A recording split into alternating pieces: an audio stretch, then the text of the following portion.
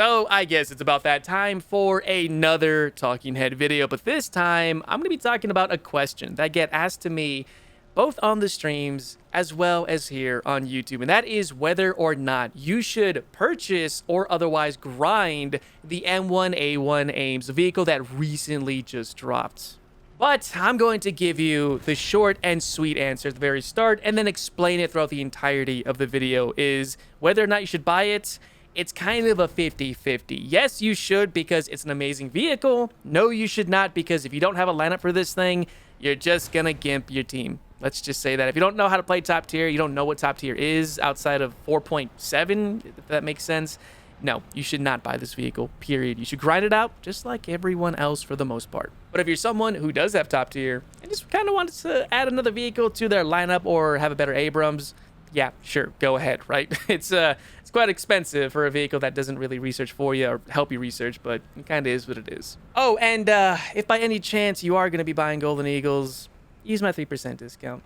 Cool, awesome. Yeah, you see it here on the vehicle itself in the background footage. There's my decal. Use it. You know the whole spiel. Gosh, some of you guys are getting my butt about that too, saying like, oh, it's not a Justin video if he doesn't talk about his 3% discount link. Come on, guys, I'm just trying to make a little bit of money here, okay? Help me out here. Anyways, back onto the discussion at hand.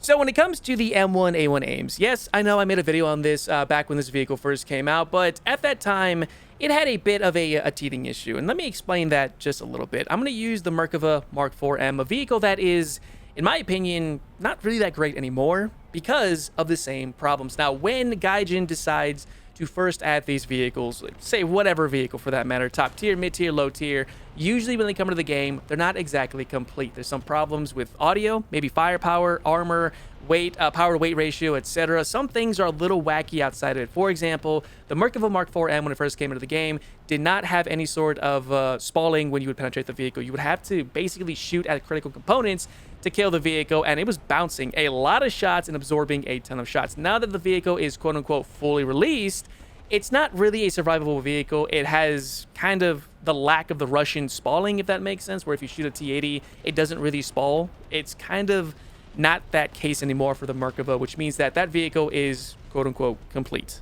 And in my opinion, the Merkava is kind of not that great anymore. It used to be really good, but now it dies incredibly easily because of that spalling, and man, it drives me nuts, man. And sometimes I believe that this is a very valid tactic by Gaijin to more or less make a vehicle a little bit broken OP at the very beginning to kind of entice players to purchase the vehicle as opposed to grinding it out naturally because, come on, let's be honest here, those updates, especially when it comes to new top tier vehicles, they make Gaijin a lot of money. And just, I won't get too far into detail about it, but, you know, when the shoe fits kind of situation, it's kind of hard to overlook it, I guess, but we'll save the little conspiracy stuff for a little bit later. And so when it came to the M1A1 AIMs, a vehicle that in itself is pretty much the exact same thing as the M1A1HC and the M1A2, except that it has way better thermal sights. That's the only difference between that vehicle is, of course, less firepower, no commander's sight, of course. The KEW round is a brilliant shell type for the most part at 10.7, but you have what is essentially, in my opinion, a better M1A2.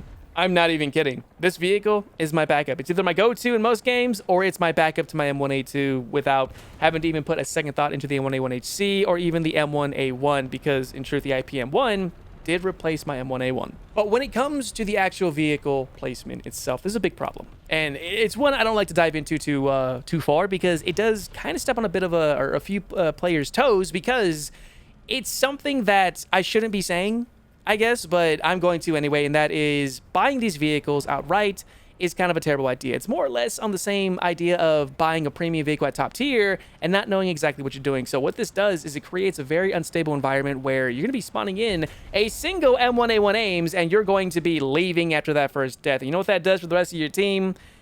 You take up a spot that could have been used by a player that knows exactly what they're doing, as opposed to, say, a level 22 or a level 15 player who decided to, you know, use their credit card to buy this vehicle and definitely leave a spot closed for a player who can otherwise know what they're doing. Yeah, just trust me. I know this. I play with games with just all terms and aims, etc., and it drives me absolutely nuts. So that's the first reason why you shouldn't purchase this vehicle. Plain and simple. But, and there's always that big, beautiful but. The M1A1 AIM pretty much does everything that the M1A2 does and can do it just a little bit better. Yeah, it does have a little bit less firepower. I get that. I already mentioned that. But it does have an amazing optic. Those optics paired with a great thermal sight I mean, there's no other Abrams in the game that has a Generation 2 thermal sights, at least not yet. So it kind of gives you the idea that this is going to be an outright better vehicle, which in my opinion, it possibly can be. It has the same level of protection as the M1A2. I believe the lower front plate is a little bit weaker than that of the M1A2, but I could be entirely wrong. And that's where, again, some of the teething issues at the very beginning started, because the armor at the time felt like it was very much underperforming. I believe Gaijin has given just a little bit of a buff to this vehicle that made it just a little bit better compared to when it first came out in the game. And that's not necessarily a good thing. When the vehicle wasn't that good to begin with, now it's a little bit better down the line. It's like, oh man, now you're just enticing me to really purchase this vehicle. But for a little over 8,000 Golden Eagles, it's kind of a rough little buy for a vehicle that is not only coming to you stock, but you get no premium bonus for it whatsoever, and it's only a single vehicle. But to those who are relatively new to the game and want to purchase this vehicle outright, there's a couple of things you need to understand. Top tier is a completely different animal. It's not the APCBC slow, heavy armor matters kind of thing. No, the M1 Abrams itself is a very simple vehicle to destroy. Most players at this BR know exactly what they are doing, except if they're playing the PL or the M1A1 AIMs, there's a good possibility they have no idea what they're doing. But most players who are not in those vehicles will know exactly how to destroy you very quickly. And the vehicle itself is not very forgiving in most areas of protection as well as mobility, especially seeing that you have a heat FS round at top tier. Trust me when I say it's not a good experience against Russian tanks at all. And also, if you have a very lacking crew, it is not responsive. It is very slow, and the armor on it is just not really going to help you unless you know exactly how to play this type of vehicle, which is something you will learn over the time that you play War Thunder, getting up to around this BR. So my solid recommendation, even if you decide to get this through natural means by grinding out the vehicle normally through squadron points, give it some time until you get to reach around, I would say around the 8.3, 8.7 environment. Once you jump into that area, you will more or less kind of understand exactly how the Abrams is going to play in that environment. You'll know exactly what you're doing. Plus, you will have a better level crew, at least for this vehicle, and it's going to make your life a hell of a lot easier, I promise. And to those who are experienced in the game, you know what you're doing. You have a couple thousand hours in and everything. You probably don't even need to hear this opinion. You don't really have to buy it.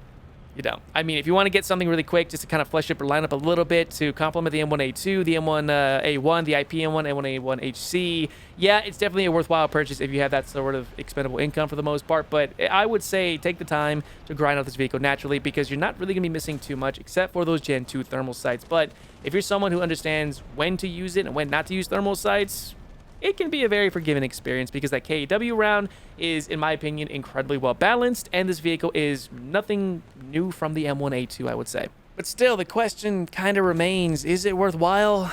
I can't really give you a solid answer, guys, because everyone is more or less different than, well, of course, me. I mean, I know how to play the Abrams fairly well for the most part, and I know exactly what I'm getting into.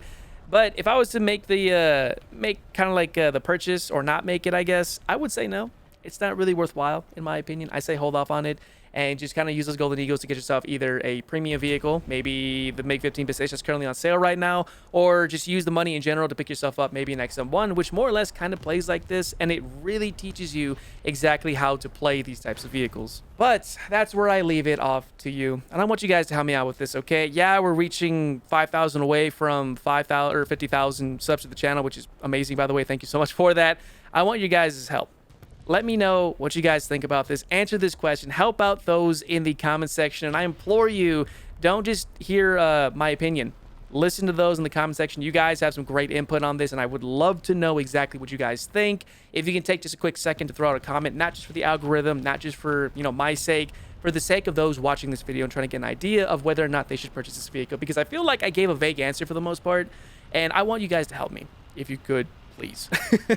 But anyways, I hope you guys did enjoy this kind of last-minute talking head video. Let me know what you guys think about it. If you guys want to see more of these, feel free to drop that comment down there and let me know what you guys think, and I'll look more into some future talking head videos, as well as some subjects talking about the current event right now, which, by the way, I'm not making a video on how to do the event, because all you have to do is play. That's it. Just play. Okay, does that answer that question? I hope I made it very simple. But anyways, guys, thank you so much for checking this out. If you happen to have enjoyed everything, feel free to check out my live streams over on Twitch. I do play a lot of this vehicle at top tier in stream. Of course, at top tier, but in stream as well. And don't forget to check out my other videos here on the channel itself. If you guys liked everything, you know, subscribe, like, dislike, you know the whole spiel. It helps me as a creator. But anyways, again, thank you guys so much. I will see you not only in the next video or even the streams, but in War Thunder itself. And hopefully this kind of helps you guys out a little bit. Until next time.